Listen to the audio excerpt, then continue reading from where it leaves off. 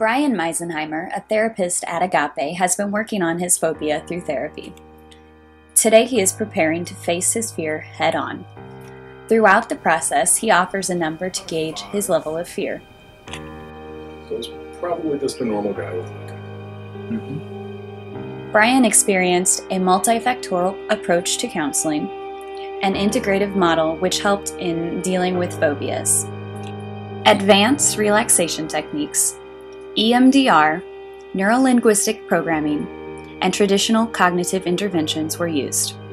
EMDR helps to process fear both in the present and in the past.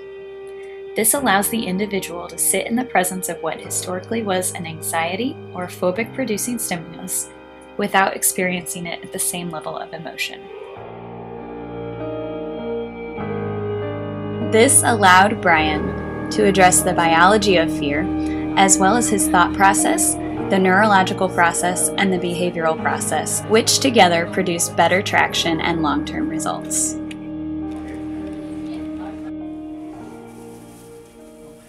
I think that there's something in all of us that wants to be able to feel safe in our surroundings. Right.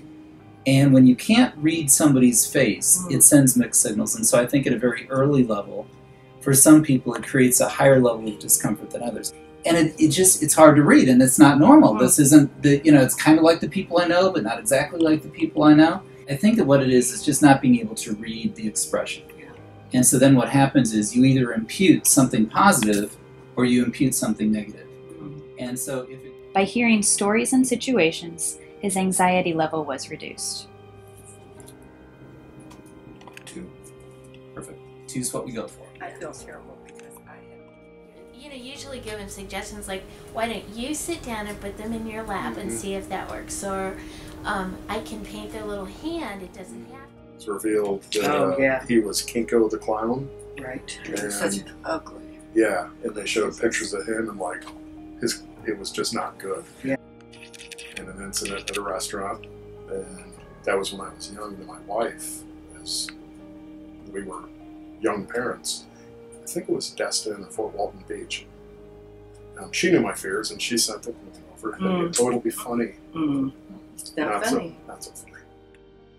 Brian was able to overcome his fear by humanizing his phobic-producing stimulus. I went from a 2 to a 0 on that last part. It's fantastic.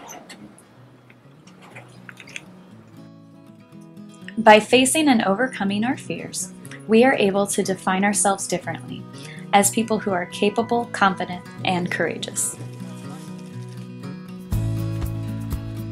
Often, the crescendo is a graduating event, whether holding the phobic stimulus in question or seeking out an event where one can face their fear. That celebratory event becomes a milestone or landmark in the person's life to which they can refer and from which they can draw strength as other situations present themselves.